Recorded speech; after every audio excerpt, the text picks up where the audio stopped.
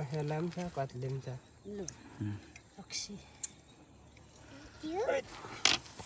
आज चाहिँ माछा पार्टी होइन त माछाको पार्टी हो यो चाहिँ फेरि उयो है कत्ले यो चाहिँ सल्लक्कै परेको असला अनि केमा मारेर ल्याएको त यो माछा यो माछा त अनि जालमा नि सोरुवा जाल ठुल्ठुलो मर्दो रहेछ सोरुवामा के ठुलो मार्नु एक थाक खानु मन लागेर मारेको 2-4 भाइ मिलेर सोरेको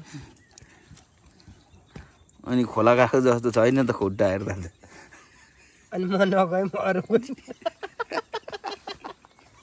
मैले मार्नु पर्छ भन्ने होइन केलाउनेमा पर्यो नि त खोलामा त अलि सफा हुन्छ हिँड्दै मात्रै धुएन भने नि हिँड्दा मात्रै पनि राम्रो पो हुन्छ त खुट्टा त खोला हिँड्दा त होइन मैले भनेको मात्रै अरूको उयो गरिदिएको पो त साथीहरू जान्छ मार्ने त अहिले आएर मलाई आउट गर्छ अर्काले मारेको बाटो हुन्छ भन्दै त्यो भिडियो त नसुनाउनु फेरि केटाहरूले लात्तै दिन्छ नि मलाई ऊ कुखुराले पनि माछा खानु खोज्दैछ यसलाई मिसाउँ न त यसमै यस्तो दियो भने त छिनिन्छ होला छिनिन्छ पर जाऊ तिम्रो पालो होइन पार्कै उप आइन्छ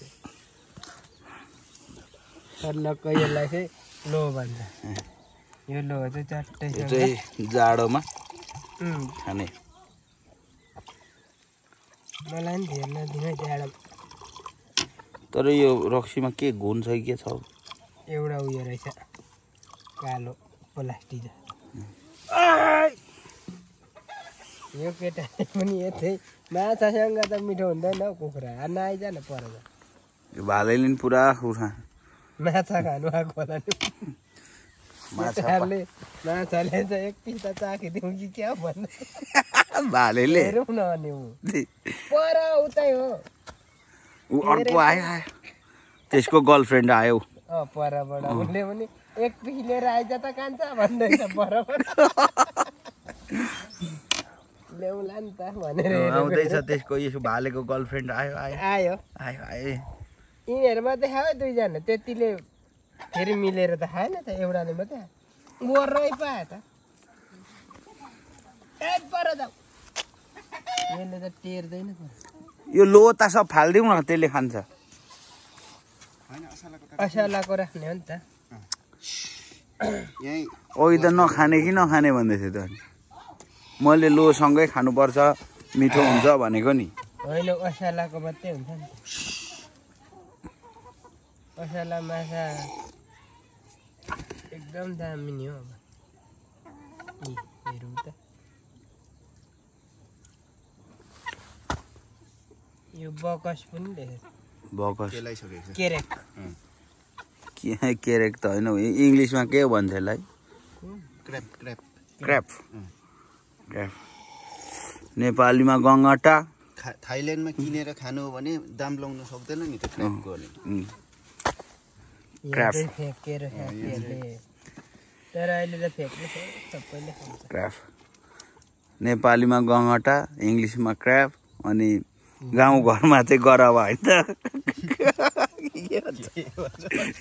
गरवा भन्छ है त आफ्नो आफ्नो हुन्छ बकस पनि हुन्छ ए बकस पनि भन्छ नि यसलाई यसको बकस चाहिँ राम्रो नाम होला हौ सबैभन्दा सबैभन्दा त त्यो त अनि त्यो पहिलाको बुढाहरूले इन्डिया गएर ल्याउँथेन टिनको बकस ट्याक्कै त्यस्तै त हुन्छ यो त्यो बकसमा फेरि केटाकेटी हुन्छ उसको एक बकस पो हुन्छ त